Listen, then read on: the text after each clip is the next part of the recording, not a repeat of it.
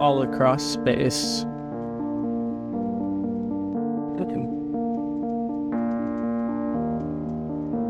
all across time. Mysteries that we can't understand. Dude, this is a fucking drone, bro. There's a whole fleet of them. Look on the ASA. My gosh. They're all going against the wind. The wind's 120 knots from the west. Look at that thing, dude. Looking into the stories and those behind them. Welcome to UAP Insight Podcast.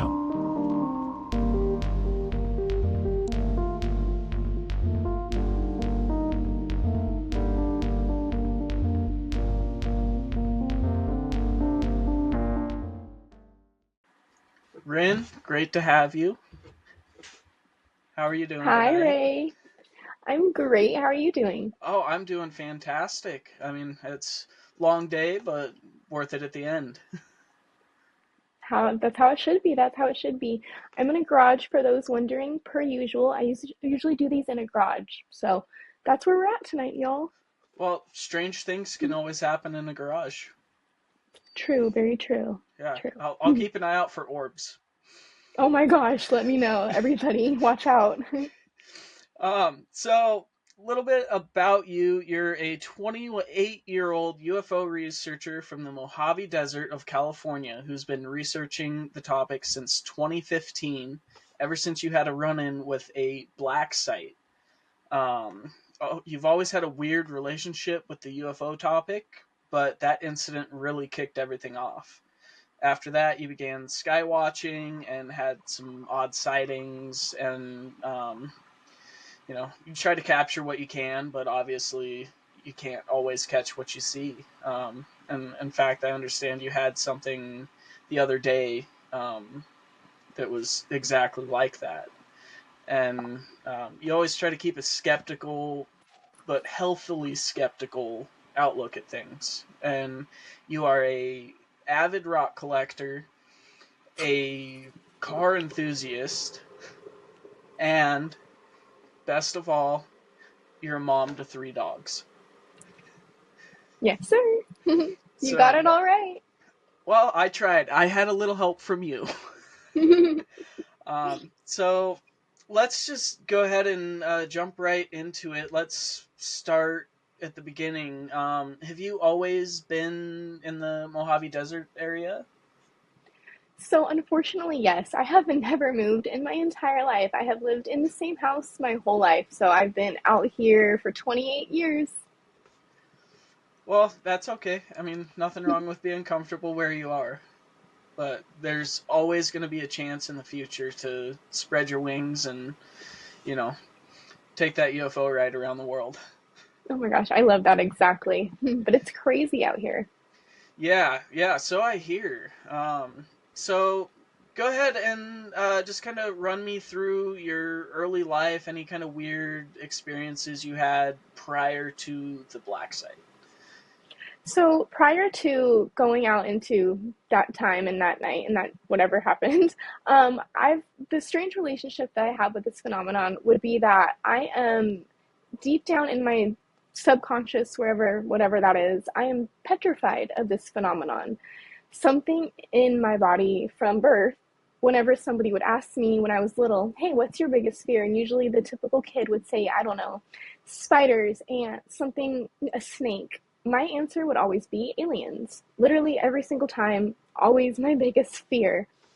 And then people would say, oh, that's not real, you've nothing, blah, whatever. Fast forward to now, today, right now, everything that's happened, everything going on in the current climate that's being talked about, it's something that you kind of can't ignore anymore. And I definitely couldn't ignore once I was not threatened per se with the phenomenon, but when it was brought face to face, kind of, and I was forced to do more research based off of an experience that I had gotten my own self into because I was straight out of high school and dumb.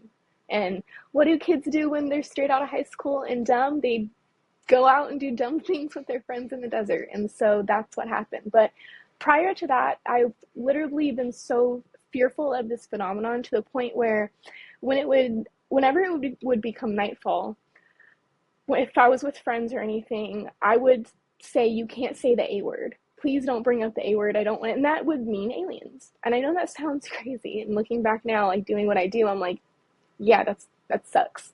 But it was like, I was a very big fear. I just couldn't do it. And for a very long time, up until I was about 18, until this happened to me with the black site, and I don't just started something in me, I didn't look up in the sky. I didn't do any night watching. For a very good portion of my life, I was very fearful of the night sky. So I just think that is interesting because it really does tie into a lot of my experiences that I still have. And it's real, like it's a very real feeling. And I think it's important to talk about it. Doesn't mean anything per se happened to me. That's not what I'm trying to conversate here. I'm not saying I've had any negative experiences really that I remember, but I do have a fear, and it's definitely something that is very real. So, have you ever spoken to anybody about maybe trying to research the source of this fear that you've had since early childhood? So I will give you guys a little bit of a backstory. I was a hospital baby. When I was born, I was very sick. And so up until about the age of 7, I was constantly in the hospital. And I was in hospitals to the point where my parents would drive me 3 hours away, drop me off at a hospital, come back home, and I would be left for days. So I don't know if that is where some of my fear has stemmed towards this phenomenon, but um, it's just it's just there per se. I guess that's how I could answer that the best way I could. I get a little flustered talking about it because it's all still very new, and I don't always talk about this every day. So whatever emotions come while I talk about this, it's just very real and raw. Yeah, which, I mean, I think being open and honest about it, even though it is difficult to do, is something that experiencers all around the world, I mean, they need to hear that it's okay to be open about everything like this. Um, Thank you, Ray. of course. So let's just jump right into it. You're fresh out of high school, just bored, decide to go out in the desert and do some dumb shit. So what happened? Exactly, literally. So one night, I think was on a Friday, I had a car. My dad had just given me a car. I was so grateful for it. I packed an ungodly amount of people in my car that night, and there is a facility out here. And at the time in 2015, when I went out there, it wasn't how it is now. Right now, there are 2 trailers at the entrance. There are plenty of security cameras, lots of metal signs stating who it is owned by, and certain cautions and warnings and all of the such that you would see at such a facility. Back in 2015, it was not like that. It was said to be a not working facility. That's where I was coming in with. I was like, oh, this place is shut down. It's okay. We can go up to the gate. It's going to be fine. And so this place is about a mile, 2 miles out. There's a very windy road to get out there, and then a straight away to a farm. Anyways, we're at the gate. We're just hanging out in the car. A few of my friends get out. There's probably 8 of us, maybe a little, maybe less. I stay in the driver's seat because I'm not leaving my car. I'm staying in the driver's seat. And they get up, we walk to the gate, and there is a toll booth. There is not any trailers, there is nothing there. It is just a gate, a toll booth, and a mannequin inside. That's it. A mannequin. Like, That's creepy as all could be. creepy as hell. Creepy as shit. So we're like already pretty, okay, this is weird. This is creeped out. Why is there a mannequin in a toll? Okay, whatever. My friends get out. They walk towards the gate. We're probably at least 50 feet away still from the gate. And a voice comes on, and it's a female voice. And it says, please do not approach the gate. And everybody stops. We all stop where we are walking. Everybody freezes. We're like, where the hell is this voice coming from? There's no security cameras that we can see watching us, really. Maybe at the time there was one. I don't remember, though, because it was 2015, so stuff isn't surveilled like it is now. But so anyways, we stopped. We're like, what the fuck? And then a few of my friends, they're stupid. They continue to take a few more steps, just a few more steps, nothing crazy. And the voice comes on again and says, please do not approach the gate. And so we're properly freaked out at that point. So we all get back in the car, and I just kind of sit there at the gate in my car, and we're all just kind of like, okay, like we didn't hear any voices on after that. Nothing happened really. And then I see headlights coming from the other side of the fence line. Like I just see lights coming from the other side of the fence line. And so I am like, I don't want to, that's weird. This place is supposed to be shut down. I turn around and I book it down the street, maybe a quarter mile, half a mile, where either you can choose to go straight, which leads to the main road, not into our community in any way. Well, it does, but not. It would have made more sense for this car, whoever chased me, or this thing, to go on the main road. Anyways, it didn't. So I waited to see if it was gonna, or to see if it was even gonna come out of the gate. Sorry that this is a little rambled. It's just such a raw experience. It's just very, and it's weird and it's terrifying sometimes. And sometimes I look back at it like I'm so dumb. So anyways, I'm waiting at this road, seeing if the lights come closer, seeing if they even come out of the gate. They come out of the gate. It's coming towards me, not really fast in any manner, but I'm just like, okay, this is weird. So I make a right into the community. I don't go straight leading out into the main road. I go right into our community. And then I probably go another quarter mile, and I stop and I turn off my lights, and then I wait to see if it goes straight or if it makes a right. And lo and behold, they made a right-hand turn and they followed me. And at that point, I did wait a little bit because I was like, okay, this maybe it's just a coincidence.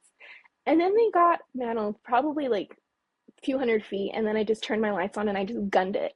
And it was a windy road. And at that time, I was fresh out of high school, quite dumb, but I was a good driver. I knew that. If I was anything, I was a good driver. So I'm like, there's no way in hell this person, whatever it is catching up to me. I'm stupid. I'm stupid.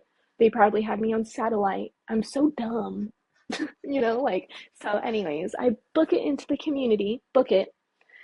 They didn't catch up to me because I'm awesome. And then anyways, so there's the Helendale Road, I believe it's called, and then there's many little roads that can lead into other side streets of housing and neighborhoods and whatnot. And so I turn into the road that is running alongside the road I was just on. So you can kind of see there's like the only thing between the road I was just on and the road I'm currently on is houses. So I go onto that neighborhood road and I park at a lot, turn my lights off so I can see whatever is passing me. So it caught up to me after I made that right, and I was able to kind of hide in this little neighborhood. Who knows if I was even hiding. But yeah, what was following me was an all blacked out. What it looked like was like a SWAT car. That's the only thing I could think that it looked like. It was an all blacked out armored vehicle of some sort with a smallish window. I think it was on the side and in the back. All blacked out, no markings, nothing. Kind of And similar to like what they use as like a security vehicle for transporting like nuclear weapons. I don't know what that looks like, to be honest with you. The best thing I can compare it to would be like a SWAT vehicle, just a very heavily armored black vehicle of some sort. Did seem lifted. It definitely did seem like it had off-road capabilities. But yeah, and then after that, I was just like, that's the most bizarre thing ever. Why would they chase me if they have nothing to hide per se? And then I did more research, and things just continued to evolve after that. Yeah, I mean, I could see how that would be kind of a ontologically shocking thing to go through. I mean, especially at, fresh out of high school. And, was this, how long after you had graduated was this? Like a couple days, couple months? I would say probably within like a month or two, like right after graduation, just summer break, and you just kind of do whatever you want in those late nights. Yeah, we were so freaked out. We didn't think to like document it. We just kind of all forgot about it. I ran into one of the kids that was with me about 6 months ago, and I asked him if he even remembered the incident, and he did. So, I'm grateful that like I have at least a few people that remember that it even happened, because it's just so weird.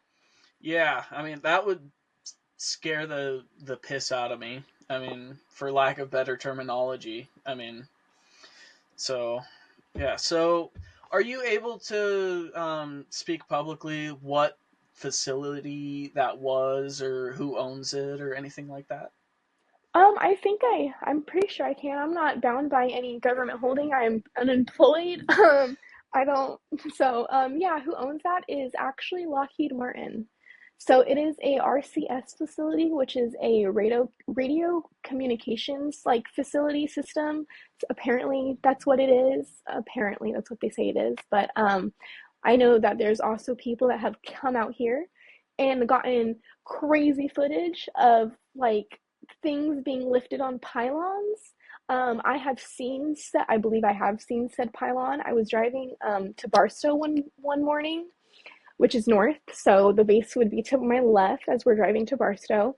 And I was looking out towards the distance, towards the facility, which you can see the buildings from Route 66. They're very noticeable.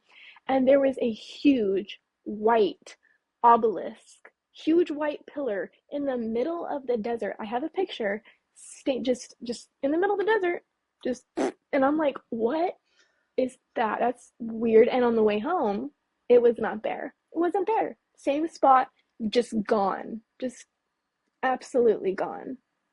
Yeah, just like it kind of just into the ground. Yes, but it was so incredibly large, and it almost didn't look like it lined up with the runway, but I've never seen really any other objects. I've never seen anything come out of that base. Like I've never, and I don't really want to per se either. I guess because people have come out here and they've seen crazy things, but also I do want to give a little background that there is somebody, a very popular motocross rider, if that's how you say it. I'm not very into that sport, so I'm sorry for you guys that are. But I think his name is like Colby Hart. I could be incorrect, but he has made a huge motocross course, huge, that brings in thousands of people within mere feet of this facility. I mean, literally across the fence line of this facility. It's very weird. I just like to bring that out here because you guys can do research on that. It's weird, Yeah, but like I said, that's it brings thousands of people out here, and it's they use helicopters to shoot the videos of this motorcycle, and drones when literally 5 feet away there's a gate that says no drone zone. So you're like, what? yeah, that's very weird, and either there's some sort of hidden connection, which conspiracy side, or he's just ballsy as all could be.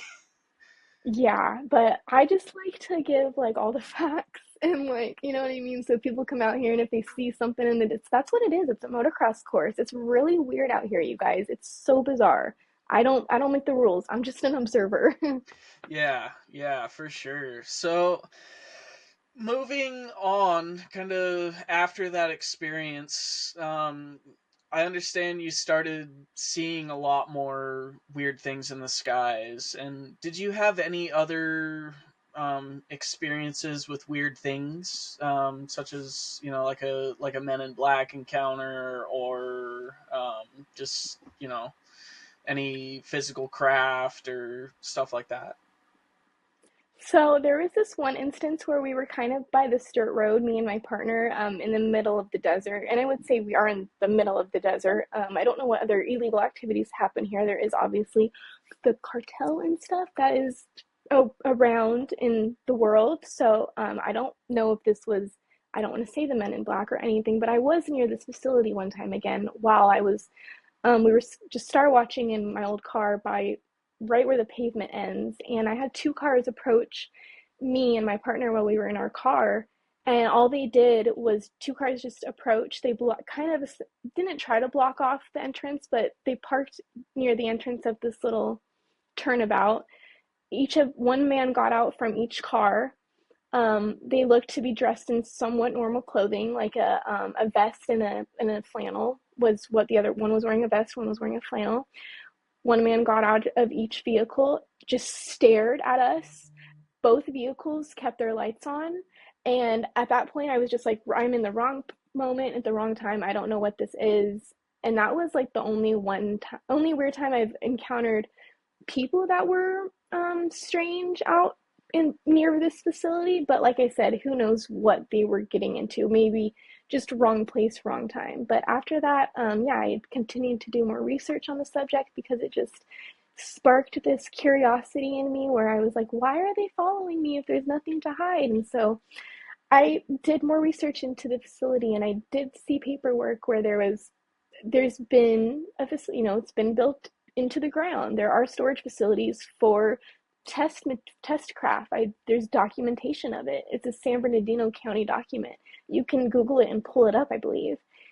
And so once I found out that there was, are things underground being stored, I just locked eyes with the sky, and I had my first experience, which was pretty peaceful, being that I was so fearful of the subject, but it gave me a lot of peace and a lot of comfort that I think I needed in that moment. But yeah, my first experience was just driving home one day with my father and my partner after grocery shopping, normal day, looking on the horizon. The sun was going down. There's kind of like a little mountain line, and on that mountain line is where the sun goes down. Watching the sun, all of a sudden, three orange orbs, about the size, a little smaller than the sun, but about the same color, just appeared one by one. One right here in the middle, one at top, one at the left or at the right, and one down at the left. And they didn't do anything anomalous. This could be flares, but it was my first experience, and I wasn't scared. It was my first time ever in my whole life seeing anything unexplainable in the sky, and I wasn't scared. I actually felt very peaceful, like how some people, and this feeling does vary for me, but some people talk about feeling very at peace and at home, and like you're being hugged by God or whatever, whatever you believe, however you want to describe it. That's what I felt like. It was very euphoric per se, and so that first experience was very peaceful, and I was entranced. I was engulfed in it. I wanted more. I felt happy. I was like, how can I be scared of something that makes me feel so happy? So I then did more research, and I looked at the sky more, and I started to not listen to, but I found out who Stephen Greer was, and take aside what you want. Then I found out who Elizondo is and Chris Mellon, and you just do more research and figure out more information for yourself, and then you make your own opinion, and that's what I was doing. And then I just had more experiences. I was walking my dog one time, my little Kelpie, and I thought the moon was coming up. It looked like a crescent shape, and it was coming from the east, which is where the moon rises during that time of day or year, whatever. I think it was in October. And I thought it was the moon, and all of a sudden this thing starts going to the right. That doesn't happen. The moon doesn't go right. It goes up and down, maybe a little left and right, but you know what I mean? It usually seems pretty linear on a path. And this thing is going right. And I'm like, oh, okay, that's not the moon, but it's about to be covered by a tree. So I'm understanding its flight path, and I'm like, okay, it's about to go over this lake that I live on. So I go and I find a dirt lot, and I take my phone out, and the video is blurry, but the video is blurry because my dog is jumping on me. Not because I'm an amateur photographer at this point, because I'm stopping the walk and my dog is jumping on me, like being like, Mom, what are you doing? So I record this translucent like object that moves seamlessly through the air, almost like it's morphing as it's being propelled towards the south, coming from the east, probably still moving south, going southwest, coming from the east, if that makes sense. Northeast, I think that makes sense. So yeah, I just continued to move and morph to the south, and just disappeared into the sky, and there was no means of propulsion. There was no sound. I've given it to Mick West, the infamous UFO debunker, because I'm like, this is crazy. And he was like, maybe it's a giant spider web that could have been aloft and floating through the sky. And maybe that could be an answer, honestly, but it was huge. And there, you can see like two little black dots move from the right to the left of this video that I have, and those are birds. The birds look so incredibly small compared to this thing just floating through the sky, and it looks like you can see through it. It looked like a cloud, but there was no wind, and you can also see that there's no wind because the lake is still in the video. So those were a few of my first experiences. Yeah, so let's go back to the one with the three orbs. When you talk about that, the very first thing that comes into my mind is the story of Chris Bledsoe. So I've also heard very similar things from people in all corners of the world. And one question that I have that I try to ask everybody that tells me this: do you feel as though there was some sort of communication subconsciously with what you saw? And do you feel like you were drawn to it at any point? Yes, and yes, and I'm going to explain. So I was listening to a song by Lana Del Rey called Mariner's Apartment Complex. You guys can all listen to it. That's the name, that's who it's by. It's a In the great end, song. you know it? Okay, Yeah. great. Wonderful. Okay, so I'm listening to that as I'm beginning to see this, and at the end of the song, it goes like, "Are you ready for it? Are you ready for it?" Like it whispers to you, right? And as those things were disappearing, like I was listening to that song, and that's what was going through my head as I was witnessing, and it was so strong. And there's been instances, and people have talked about them talking through songs or whatever. I'm not saying I believe any of that. I'm just telling you what I observed, what I felt. It in a way seemed too coincidental to seem like it was just the song or it was just the good feeling, but it was in those exact moments that I was witnessing and hearing this, that this it was in tandem together, and whether it was a coincidence or not, it felt otherworldly to me. Yeah, no matter what, I mean, whether it's a coincidence or not, it is a synchronicity.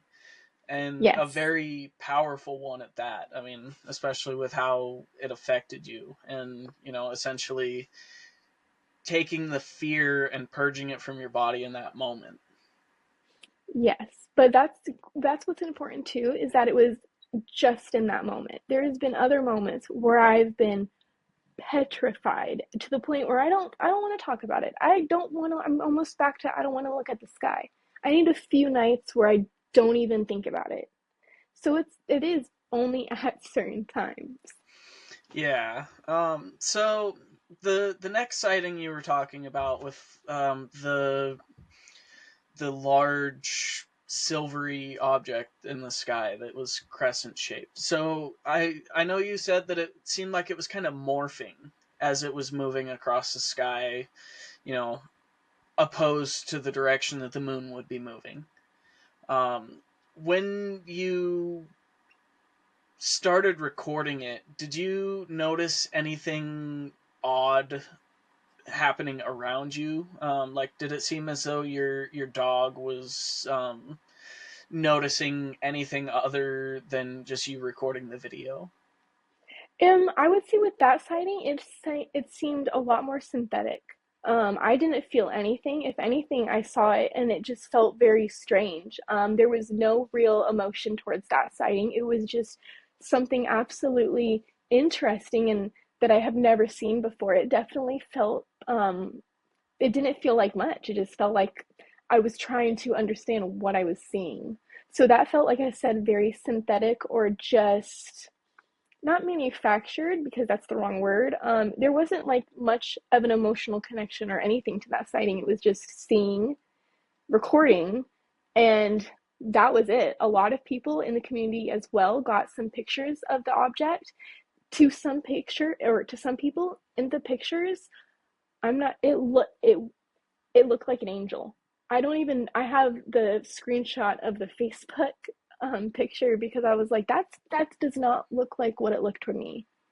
So it was in fact changing and turning in, or like that's why I'm like, maybe it could have been a spider web's nest aloft in the air. It was in fact turning into different objects right above people's eyes, and it was very strange. Yeah, I mean, it just the way that you described it and the fact that other people from other locations were able to capture images and footage of it from their different perspectives, kind of to me would eliminate the spider web theory, because I mean spider webs, even large ones, which I would imagine are not too common in the Mojave Desert, especially anything large enough to be able to see from multiple different places. Especially because it sounds as though some of these people were at least a mile away from you and seeing the same object. Um, Yeah, our community is pretty large. I mean, yeah, pretty large, like a 5 mile radius, I would say. I'm pretty horrible at like, I'm pretty bad at like distance though, but I mean, in this one pic, and I will send you all of these pictures of and all of the videos of everything that I'm saying, so you can post them or share them, or whoever wants can see them as well. But I'm an open book. I have nothing to hide. But you'll see in this photo where it looks like an angel, or just like I said, it just looks like some weird thing, but it almost in this person's picture looks like it has a light itself. Now, in my video, it didn't look like that. And when I saw that, I didn't see any light, but it was almost shining in this person's video, in this person's picture. In my video, it just looks like a cloud just moving seamlessly, weirdly throughout the wind. yeah, I mean that sounds like a freaking incredible sighting. I mean, regardless of how you felt about it. I mean, it's you, I don't think I've ever seen anything quite like that myself, but I'm sure that someone else out there has. And if you have heard about that, feel free to reach out to Rin, because I'm sure she would appreciate the support and the additional testimony to help out with her research into this phenomenon. Yeah, you guys, I'm an open book. So TikTok, Twitter, Instagram, UfoRyn, I'm your girl. Yes, make sure you follow, like, and subscribe to everything she does. I mean, she does incredible, funny posting all the time. I enjoy it. Every time I see it, I look forward to it every time I open Twitter, which Thank is you. something that a lot of people aren't capable of putting out on a regular basis. So I just want to make sure to plug you as best I can. Thank you, Ray. You're awesome. It comes with the territory. So let's move on to you were telling me before we started recording this story about your dog that you found. So let's kind of run through that story. So, you guys, very, very intense. But I don't know if you guys believe in precognition or, states of maybe seeing the future and not understanding what's happening. But, anyways, I had a dream, and a few dreams at that, that became reality. And they were just very strange dreams that, like, just, why is this happening? This doesn't make sense, but it's cool. Let's go with it, dreams. Anyways, I had a dream that I had found 5 puppies on the side of the road. And in my dream, I was very stressed out. It was not a fun dream. I love puppies. I love them.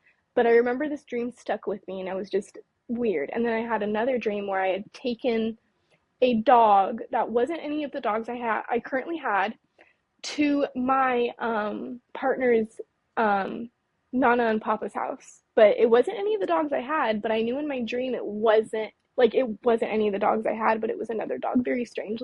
But then, like I said, I had the dream where I found 5 puppies on the side of the road, and it was just a very stressful dream. I had nowhere to take them.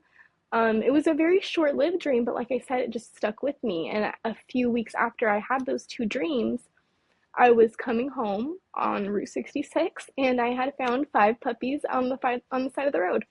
At first I was driving and there were 2 puppies just running along the side of the road, and so obviously I pulled over. And I'm like, come here, like, get off the road, please, come into my car. And so I scoop these 2 puppies up, I take them off the road, and all of a sudden 3 more come running out from the desert. And I'm like, okay, this sucks. I'm back in my dream. I'm panicking. It's almost 6 o'clock, so all the shelters are about to close. I have nowhere to take these 5 puppies. I have 2 dogs at home already that I could not bring. There was no way I could bring five puppies home. Madness.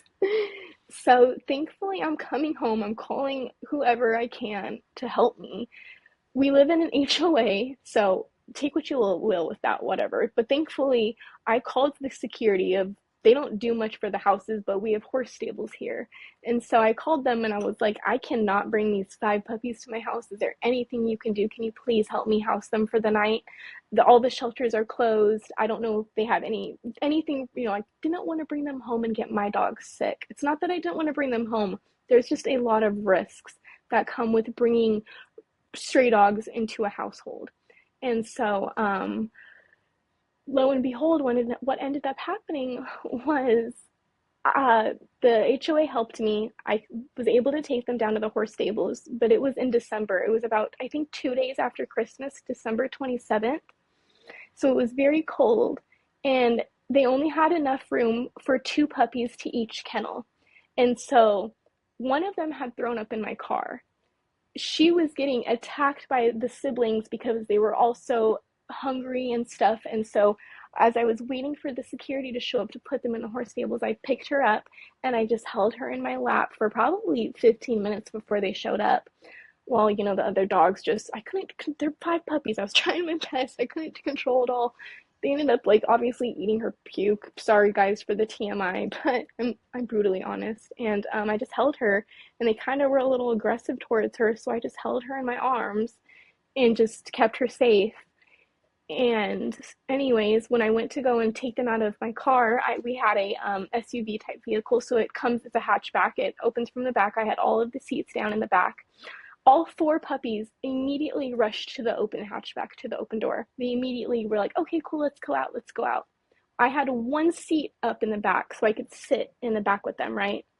And the 1 seat that I had folded upright in the back, my little Kelpie, my Doberman, my little fake Doberman, she went and sat on that chair. She turned her back towards the open door, towards her siblings. She would not come to the door. She would not get out of the car. And so I looked at the security guard and I was just like, I guess I'll take her for the night, because it was 5 puppies, only 2 for each kennel, and I didn't want her to be cold for the night. It was in December. So I was like, okay, I'll just take her for the night. Fucking that fell through the roof. She entered my home and that was it. She was my baby, my child. And so I had a chocolate lab prior to her who was my soul dog, who got me through so much, got me through so much, and I will always be so grateful for Blair, and I will always speak on her name because animals have done more for me than a lot of humans have. It's so important. And so I had Blair, I was happy, and then Rain came, a little stressed out. They weren't getting along. It was fine though, we were working with it. And then one morning, all of a sudden, after I fed Blair, she died.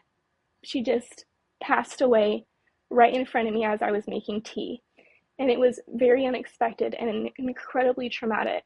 And I don't know what would have happened if I didn't find Rain, if I didn't have that dream of those dogs, if I didn't make that connection that I took her home. Because in my soul, it was like I knew she was mine. And when Blair died, I knew in that moment she was a gift from something otherworldly, because I knew that loss was so hard for me, that my chocolate lab had gotten me through so many moments, and I'm going to be honest about that. It's true. My dogs have been here for me more than a lot of humans have. I will stand by that position for the rest of my life. And so it was an incredible moment, an incredible 360 moment for me to understand the dream and make the connections and feel gratitude and the gratefulness that I had rain, and that it was okay that Blair had, it wasn't okay, and I was upset, obviously. It was just so incredibly unexpected, but it almost made sense. And it's Yeah. very important. It's very important. Yeah, it definitely is, and I mean, I'm a believer that, you know, good things come through painful experiences, and there's, it's almost as though it's a tunnel. At the beginning, you're out in the sunlight, and you go in it. Obviously, you're going to want to drop a gear and get through it as fast as you can, but you might find the end of the tunnel is a lot closer than you think. Exactly. Exactly. That's a perfect way to put it. Yes. So I I want to ask you about this experience you had just a couple of days ago. Um, it's just one of the most wild things that I've heard, and you posted it on X, and it was just I want you to walk me through it from the second you had the urge to go outside to when you turned in for the night. Okay, so yeah, I'll let you guys know. So, oh, this was not, I don't, I'm not here saying anything as like fact or this is just my opinion and observation, and just take what you want with it. But we were having a fire as we usually do in the backyard. We have a little chimney, we put some wood in it, whatever, and then, you go star watching, you look outside and stuff. And I don't know if you believe in CE5 or whatever that may be, or contacting or meditation, whatever. So I was out there listening to some music. Um, and I'm just gonna say, so sorry. I'm so sorry, you guys, that I did not get this on footage. Like, I'm mad at myself because I'm just like, I was. It makes sense though. Just stay with me. So we're outside probably for a good while. My dad's out there, my mom's out there, my partner's in my room playing video games as he does, but that's fine. Anyways, which is kind of good because I need the normalcy in here, and then I need somebody to witness it with me outside. So, we were having a fire. I was listening to some music. I do have like a little UFO playlist that I like listen to, and some of the songs will not like give me a feeling of any type, but I just feel like they're more connected, or they just, have more of a rhythm per se or something. So I was listening to this song. I do have a little laser that I have out with me, not for any horrible purposes, for literally pointing out LEO's low Earth orbit satellites, which we see tons of. So it's really important that I can show my mom, hey, that's a satellite, and then see that thing blinking. Don't shine that. That's a plane. So it's very important to be able to distinguish between low Earth orbit satellites, or satellites in general. I also had a pretty gnarly pair of binoculars on with me. They're like literally military grade binoculars. So I had those. I had my laser and I had my phone, and we were seeing a few satellites. Nothing for me to record because I know they're satellites. I'm not gonna post stuff that there's no point. Not seeing anything anomalous, not feeling anything weird. Just a good night. Everybody's just hanging out. We're just by the fire. I was probably out there for an hour and a half. We started at like dusk. There was still some light in the sky, so I was out there for a pretty long time. Um, Nothing, like I said, happened until it happened. My dad went inside, I don't know what for a brief period of time. And my mom was outside with me, and I'm really glad that we're going over this within like a week of it happening. So all of this is I remember it very well. A lot of the fearful experiences that I have, I tend to forget, or honestly just push to the side. It's just how it works. And so I'm out back in the backyard with my mom. Nothing's happening. We're by the fire. I'm standing up so I can get a better position of the sky and move in a 360-degree better, manner better. Sorry for the misspeak. But yeah, so I'm outside. Nothing's happening, and all of a sudden I see like a really fast shadow move across the sky from like from over here, which is northwest, this way. And it's just this shadow, and it could have been birds. It was very quick though, very quick, and it got me alert. It got me like, okay, what was that? And I shined my light at it, and you could see the light shining back, like it was hitting something. The light of my laser was hitting something, but it could have been a flock of birds. There was no noise though, no noise at all. It just looked like a shadow just moved very quickly across the sky. It was really strange. And so I'm like, what the fuck? What was that? What was that? And so I'm kind of freaked out a little bit. Like I just moved very quickly. I didn't know what it was. I'm in a little bit of a freak out mode. I don't feel comfortable. I don't feel safe. This isn't one of those good feeling experiences. No. And then all of a sudden I look towards the east, towards the left right here. Like that's the east. And that's where also that facility is. That's where that facility is as well. But it didn't seem to be moving across. It was not moving across the sky.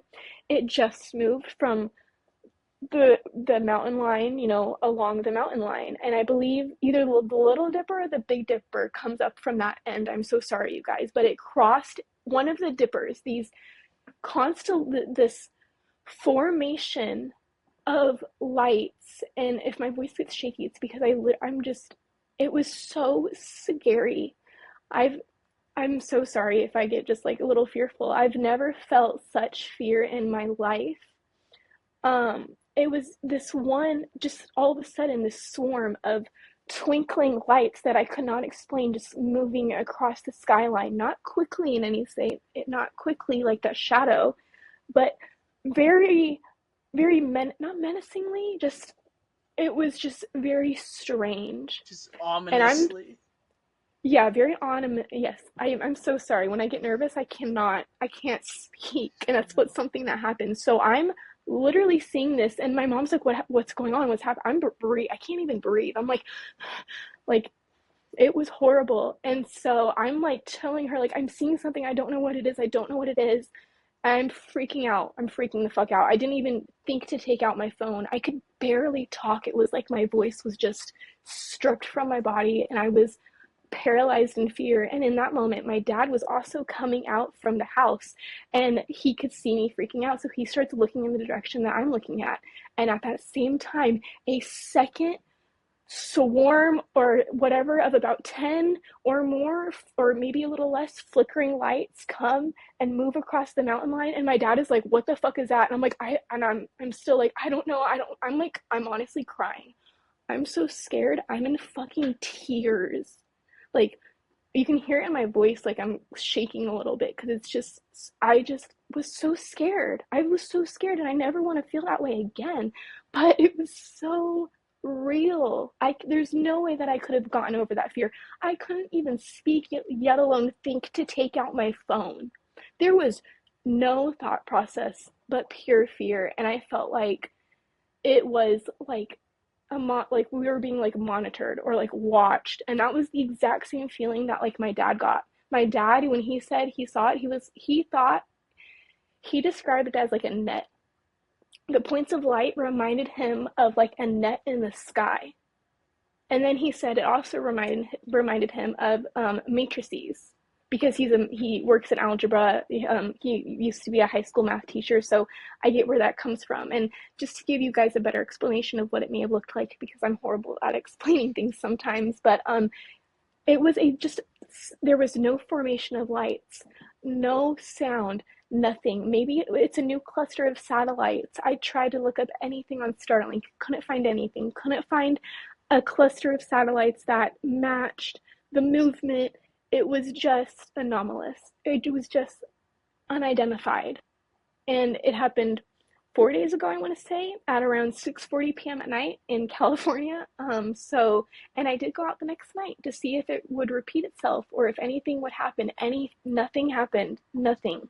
It was a one in a night. It was a one in a chance thing, or whatever. Please, you guys can pick apart my experience in any way. And I'm sorry for the jumbling of words, but I get very fearful and nervous, and this is just very real and raw, and it takes my breath away, it takes my thought process away. And so I appreciate you guys for working with me and just letting me describe and tell you guys what I've observed and went through and experienced. Well, I just want to say thank you for sharing that. I know it's very difficult to talk about, especially while it's so fresh in your mind. But I want to commend you for having the bravery to be willing to speak about it through the fear. Thank you, Ray. And I'm honestly grateful for like a platform to be able to like share my experiences and get it out because I feel like talking about it, no matter how fearful I am, no matter how much I may trip across my words, it helps. It helps to talk about it. Even if I look crazy, hey, this is it. This is the realness. You guys want the experiences. You want the juice. This is the juice. So I just really appreciate the opportunity to just talk too. So just thank you everyone for being here and thank you Ray for hosting me and just being so kind and giving me your time. I really appreciate it. Well, of course, and I thank you for your time too, because I know everyone's got a lot going on these days. Um, so I just want to end with say three or four different questions here. So, Shoot. question number one: what do you think people can do to amplify more women's voices in the UFO field? I think what we can do to amplify women's voices is to really look at the community as a whole and not as women or men or left or right or whatever you may identify as, but as a human experience that we are all going through this as not a one mind type of thing, but we can all come together in such a magical way if we just stopped the trivial nonsense. If we really came together as women, because I've tried to reach out a lot of times to other women and it's not been reciprocated, which is totally fine. I'm very bad at how I come across sometimes, so I totally understand if I may be too upfront or I may be too brutal. I told people communicate in hundreds of different ways. And I think that's also something that we should take into consideration is if somebody's a little different, you should still listen to them. If you guys have different beliefs, that's okay. I just don't think that we should be talking down on each other or trying to separate ourselves from any of this because it's all a human experience. We are all on this earth right now in this little moment of time that will only exist in this mere moment. It will be gone in 50 years. It will be gone in 20 years. This moment will be gone in 10 minutes. You know what I mean? Just really just be real and be honest and just let's all just kind of become a family. And I just think a lot of the trivialness needs to stop. We just need to truly come together. There's no fighting, there's no competition in this. We're in it together. I could not say that any better myself. I mean, I think that's a beautifully perfect way to say that. Thank you. So, my last two questions I try to ask every guest. Question number one: what is your favorite food or meal? So that always changes for me. I am definitely somebody that like I'll have something for like a week straight and I just hover over that type of food. Right now I would say my favorite meal is spaghetti. I like that's like my go-to comfort meal. A good bowl of spaghetti with butterfly noodles. Not the spaghetti noodles. I like a good like little bit of toughness in my noodle. So butterfly noodles with spaghetti. That is an awesome twist that I've never even thought to try before, so I'm definitely going to try that the next time I make it. Um, yeah, that's awesome. And the last question: what is your guilty pleasure dessert? Ooh, so I'm not much of a dessert person. I'm not, but something, let's see. What do I something French fry. Can I switch it up and say a guilty pleasure salty food? Of Because I'm a course. salt. Okay, cool. I would definitely say French fries. I would go towards a French fry any day. You put French fries in front of me, I'm eating them. Curly fries, straight fries, crinkle cut fries. They're going in my stomach.